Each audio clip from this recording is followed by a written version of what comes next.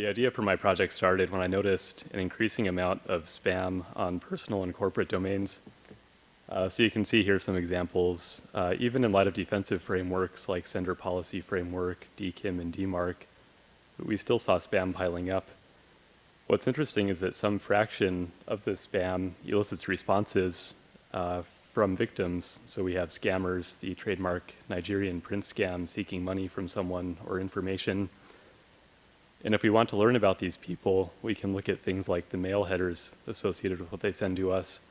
But that really fails to decouple the individual behind the operation from the operation that they run. So with that in mind, what I'm looking to do is to gather some data in aggregate and a consistent data set about these people. So I went looking for some precedents on this type of work, and what I found was that people like to manually correspond with these people. So on the left here, you can see an exchange from a recent TED Talk between a comedian and a scammer. What we have here on the upper right is a common ID that people will send when scammers ask for identification. Does anyone know who this is behind the mustache? It's not me, Nicolas Cage, if you can't recognize him. And even some books were written about interacting with scammers. So this was all well and good, but by far the most vibrant piece of this community are the 419 eaters. And this is a website full of people who have turned the sport of corresponding with spammers into something called Scambaiting, and it's something that you can win. And the way that you win Scambaiting is by getting a scammer to take a picture where they're balancing something on their head and send it back to you. So one thing to note, this rule is not hard and fast. You can see this gentleman in the upper right is wearing some sort of colonial era garb, and that did count as winning Scambaiting as well. So if you're a newcomer to the sport, they have a mentorship program where they assign an experienced member to you. You can learn to become a scambaiter. They even have an FAQ with questions like, what if they want to talk on the phone? And the accepted answer here is that you tell them that you're deaf from some illness in your childhood. So if we look at why this community is so successful, they really come down to a few behaviors that we could try to automate with the system. So those are coherent responses, suspended disbelief, where we're not challenging what the scammer is telling us, a first-person narrative, and they're appealing to the motivations of the fisher, so referencing things like money, or not knowing what to do, or wanting to make some kind of inheritance. So with that in mind, the problem and what we're looking to do really becomes clear. So we're looking for a lazy and automated approach to interacting with these fishers, and something that maintains some semblance of the human quality that we see in human interaction.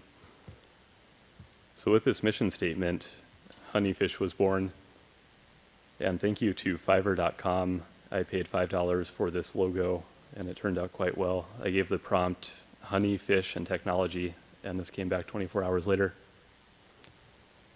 So the primary use case for Honeyfish, we're going to set up a Gmail account which will collect spam from fishers. And when that happens, we use the Gmail PubSub API to push mail out to Honeyfish. And when that happens, Honeyfish generates a unique response and then sends it back with a spoofed address to the scammer. And we use a unique tracking link within that email that has a unique GUID. And if the scammer clicks on that link, we have a browser fingerprinting library that will gather some information about their machine and send it back to us. And this is kind of taken as inspiration from the marketing industry. So many of you know that they use similar tactics, or they'll embed a 1x1 pixel image. We did not opt for the image in this case because many email clients will not render those unless you click something else.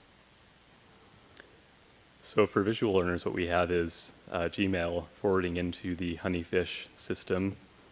You can either forward in spam that you collect into your collection inbox, or you can sign up the email address and try to self-procure your own spam and scam emails. What happens next is that Honeyfish generates responses out to our fishers. Then we'd expect that some fraction of those people will click on the link in the email, and Honeyfish will record the resulting data. So the system was implemented something like this. Again, we have the Gmail push API sending off to Honeyfish, and Honeyfish is composed in Docker. It's 4 primary containers. The first is Nginx, which routes through to a Flask application. And that Flask application is responsible for generating unique responses, then handing off to a tiny postfix server, which spoofs an outgoing email address and replies to the scammer. And then all of our events are recorded in Redis. But we're still missing one thing in our system. We talked about the importance of having some automation that will have coherent first-person responses that appeal to the motivations of the sender. So to accomplish this, we look to this man. Does anyone know who this is? It's not me. Any other guesses? Oh, it's actually good. Yeah, that is. This is Mr. Andrei Markov, born June 14th, 1856 in the Russian Empire. He is an esteemed alum of the University of St. Petersburg, and he's best known for Markov Chains, among other contributions. His facial hair remained fairly consistent throughout his lifetime. You can see in these pictures that I've generated for you. So Markov chains, if you're unfamiliar, are you can picture as a sequence of directed graphs. And what happens is if you have a bunch of text inside of a file, each word becomes a node in that graph. And then you have weighted edges between those nodes. And each weighted edge carries a probability that you should transition from one word to any other word. So really what happens here is that you can use Markov chains to generate mostly unique and mostly coherent responses given a quality input corpus. And input corpus is just that file of text that you supply for a Markov chain. So Markov chains have made their way into pop culture somewhat. On the left we have Garkov here. So someone took every word that John Arbuckle ever said and used it as an input corpus and then wrote this automation that generates its own Garfield comics. Pretty hit or miss. We also have in the upper right here someone who scraped the entirety of winespectator.com and used a Markov bot to generate wine reviews, which you can see are actually pretty good. And of course, Markov chains aren't limited to text. We found evidence of people who were using them to try and generate jazz solos. So in the bottom right here, people were trying to use it for computer-generated music. So the name of the game here is really finding a proper input corpus to accomplish what we're going for. And I failed quite a bit at first. Started off with the script of The Big Lebowski as an input corpus.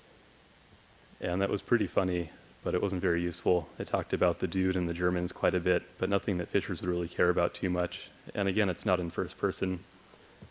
We also tried Project Gutenberg, pulling several books off and using them as an input corpus. The problem here is that most of those books are from the late 1800s, so it was speaking Old World English, which isn't too appealing to anybody. There's also the text file directory, and that's a website from back in the BBS days with a bunch of text files, and that wasn't too useful either. So among all these failures, we found a diamond in the rough, something really quite profound as far as an input corpus goes, and that is the personal finance subreddit. It may sound odd to you, but it really has all the key ingredients. It has tales of financial strife, tales of windfall inheritance, family problems. It's really a gold mine, anything that you can think of. The people who post are pretty well educated. Their posts are in first person. They speak English. It's really quite great. So we took some of the top posts from personal finance and scraped them into an input corpus for Honeyfish. So after that was finished up, it was time to go about crafting a proof of concept. So we chose DigitalOcean, a DigitalOcean droplet, to deploy Honeyfish onto.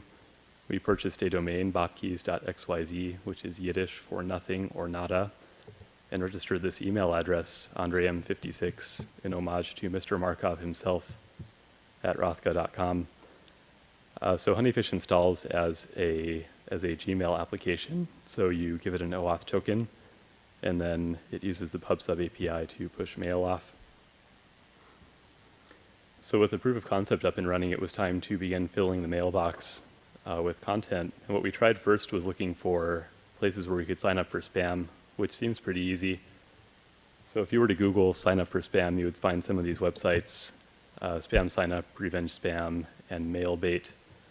So we signed up for several of these and gave it a 72-hour incubation period. And nothing really resulted from that. We got some innocuous newsletters, but nothing high quality, not the correspondence-based scammers that we're looking for. So we went back to our friends at the 419 Eaters website, and they had some tips for curating spam. The first is a Google search for guestbook Goiman Mugu, which means something along the lines of guestbook for fools. So these are 90s style guest books that you can sign with comments, and these people have scrapers set up that will go through and grab the email address, and they'll begin correspondence with you. The 419 Eaters also have forums with unauthenticated email inboxes where they curate spam, so you can just hop on and forward spam into your collection of inbox. And they also post on forums for anybody who they find who's very willing to respond to you and eager. So let's look at a few demos now. So for Honeyfish, when you want to install it, it's all set up with Docker Compose. So a simple Docker Compose up will get you up and running. You can see our 4 containers being set up here. And if we want to check on them, we can do Docker PS, and we can see the running containers. And that's all that you really have to do for setting up Honeyfish. Next up, we'll take a look at installation. So this is set up as a Google app. So we can just head to our Honeyfish domain /install, and then associate it with our email account. And we're all set there. So this is what it looks like from the point of view of an attacker. So let's say this is an attacker getting ready to write an email out to Andrei Markov. So we'll do a quick subject line and say hello to Andrei and send it off. I was caught by the CAPTCHA here, finding pictures of cacti.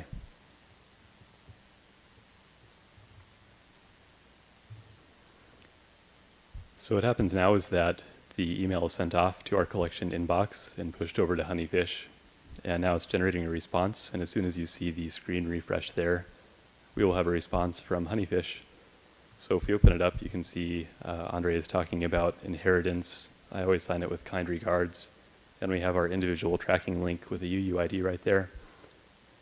When it's clicked, what it does is it will fingerprint the library very quickly and forward you back onto Google. And then that information on the browser fingerprint is recorded there in Redis. So for the browser fingerprinting, we use a library called Client.js by Jack Sparrow, and these are some of the data points that we collect.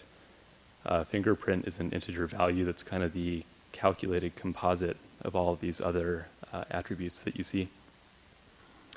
So we have some operating system information, IP address information, browsers, browser plugins, Java versions. So when Honeyfish collects data, it's in a giant JSON object that looks something like this, and I've pulled some of the more interesting traits. So for those responses that Honeyfish generates, I have a few examples for you here. You can try reading over them. So they talk about things like inheritance, getting your act together, recovery is difficult, and in a state that's unsettled. So perhaps if you were a fisher, this may appeal to you. We also have something about $400, intense dislike among the family, and being a contractor with 30 plus people. So this is all courtesy of the personal finance subreddit. So looking at some preliminary results, over the course of 6 weeks, we've had 10 unique hits, and most of them are in Africa, with one exception. We have London from the UK. So interestingly, there's this stereotype that Nigeria is a place of scammers, and we actually did have some hits there in Lagos, Nigeria. Next up is Cote d'Ivoire, and then South Africa, also Togo, which is a very small nation.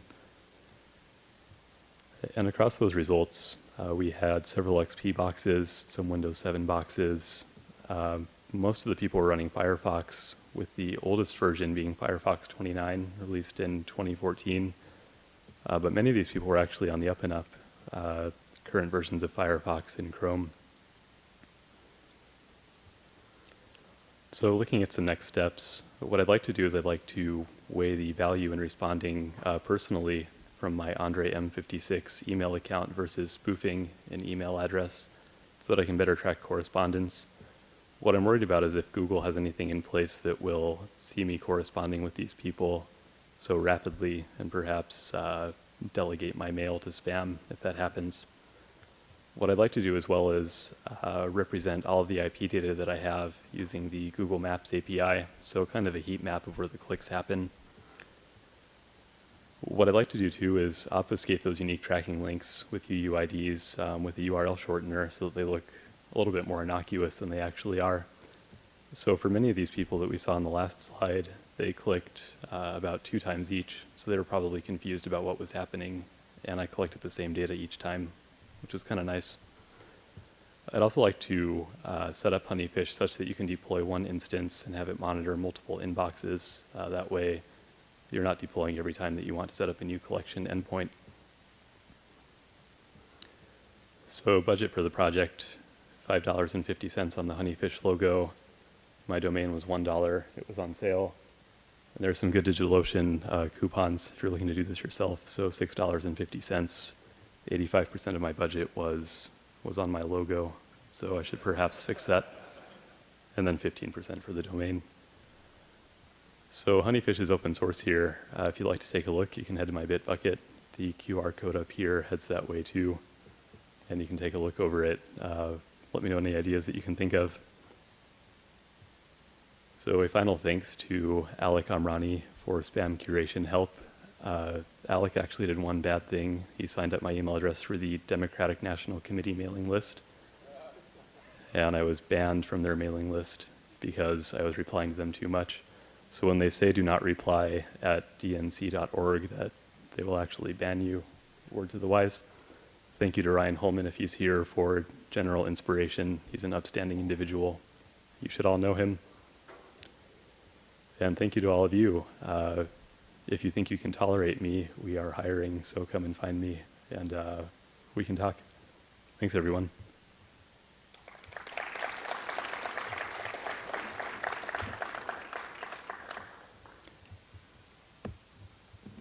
Any questions? Not so much.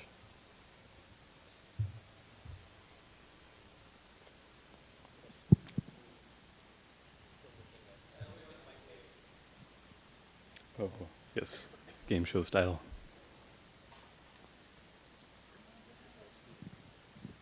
Have you looked at improving your input? Have you looked at improving your input corpus at all from the personal finance to maybe something more like handwritten, curated? I'd like to. I was trying to find somewhere that kind of updates over time continually that I can keep scraping, and I'm not sure where else to look. But if you have any ideas, I'd certainly be open to it. Cool. One idea that I've heard is incorporating the contents of the emails written, which I collect, back into the input corpus, which I toyed with, but a lot of them are written so poorly that it kind of pollutes my input corpus with poor grammar and wording. I feel like Tim must have a question. Any questions, Tim?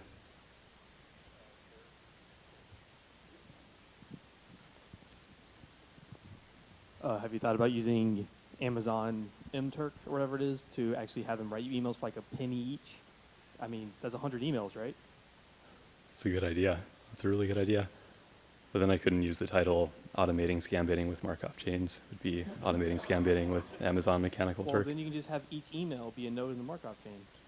ISSW 2017 CFP. Second question, since you're fingerprinting everything about like browsers and things, have you thought about running old exploits on their machines? No, I haven't. I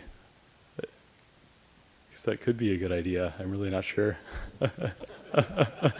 I mean, obviously, you wouldn't run them. You know, if someone hacked your data, someone would have to hack your DigitalOcean machine, but it'd be possible, right? No comment. Any other questions? Yeah, Robbie, how many words are in the input corpus? Is it like a million or like a bajillion? Oh gosh, pretty small right now. So I think we pulled top 20 or 30 posts for the month of January 2016 from the personal finance subreddit. So we're averaging a few hundred words each. Probably somewhere less than 10,000, I would say. Thanks. Yep. Yes.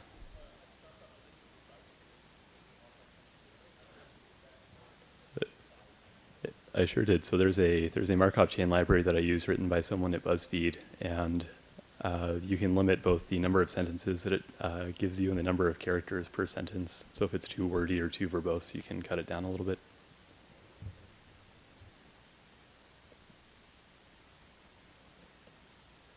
Okay. Oh, up here. Yep. Do you think a longer timeout between when the message is received and when it's sent? Do you think a longer timeout would help make it more realistic? Because if the scammer sends an email and immediately gets a response back, that might give them a tip off that nobody can write an email in 2 seconds. I was toying with that idea, and I'm not sure what kind of mail volume these people receive. If it is a lot, then it would probably go undetected, but I agree that it would be more realistic if there was some sort of time delay imposed.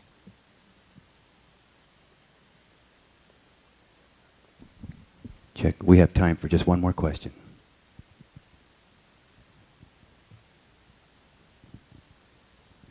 I think we should be good.